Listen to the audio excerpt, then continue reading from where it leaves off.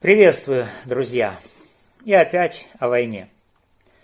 Войне в Украине, уносящей сотни и тысячи жертв ежедневно.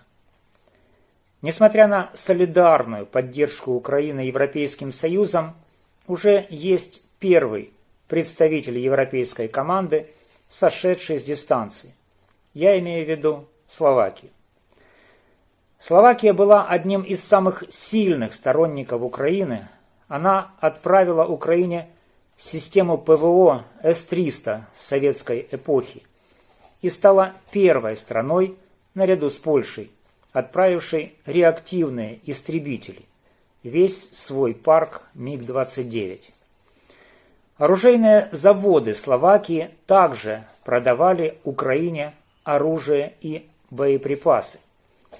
Но в конце 2023 года, во время избирательной кампании, тогда будущий, а сейчас действующий словацкий премьер-министр Роберт Фицо призвал к резкому изменению политики, заявив, что ЕС должен не отправлять Украине оружие, а помочь в переговорах по мирному соглашению.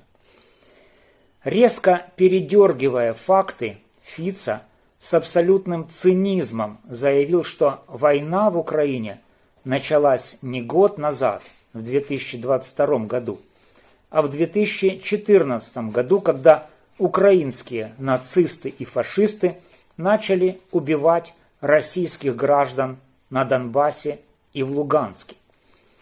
После такого идиотского заявления стоит усомниться в адекватности Фицо, возглавившего в 2023 году правительство Словакии.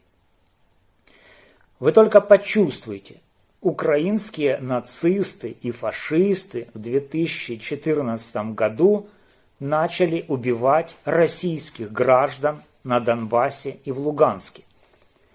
И откуда, скажите, пожалуйста, в 2014 году на Донбассе и в Луганске вдруг взялись российские граждане?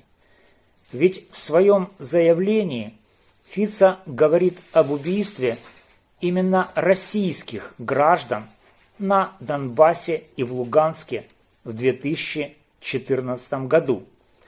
Откуда, скажите, пожалуйста, в 2014 году на украинском Донбассе и в украинском Луганске взялись российские граждане? Что эти российские граждане в 2014 году делали на украинском Донбассе и в украинском Луганске?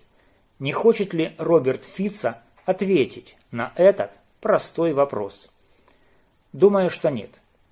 Зато отвечу я.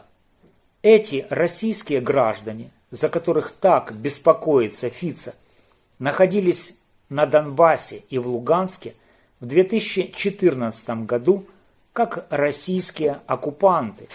Неужели Фицо считает, что убийство оккупантов незаконно?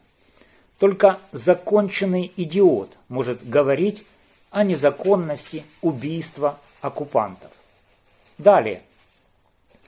24 ноября 2023 года немецкое издание Bild опубликовало статью военного обозревателя Юлиана Рёбке, который со ссылкой на единственный источник в правительстве Германии сообщает, что власти США и Германии хотят вынудить президента Украины Владимира Зеленского начать переговоры с Россией в качестве рычага давления, используя поставки оружия.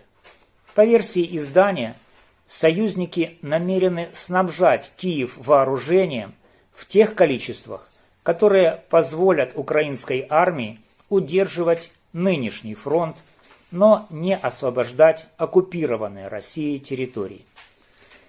Выступая в качестве агента влияния антиукраинских сил, Роберт Фицо открыто говорит: лучше пусть они 10 лет договариваются о мире, чем 10 лет убивают друг друга без каких-либо выводов. Такая позиция Фицо по отношению к Украине и ее гражданам выглядит как предательство. Такая позиция Фица, а в его лице и позиция всех словаков, говорит об одном – о том, что кровь украинских граждан, убитых и раненых россиянами, несмываемым пятном будет лежать на их словацких руках. Какой украинец после этого будет жать словацкую руку? Если бы Словакия с самого начала российской агрессии против Украины занимала антиукраинскую позицию, то ее можно было бы считать открытым, явным врагом Украины. Но сейчас возглавляемая Фица Словакия однозначно выглядит как предатель, лицемерно толкающий Украину в руки российского зверья. Для бывшего коммуниста Фица его предательство Украины выглядит органично. Но неужели все словаки такие же, как Фица? Не думаю.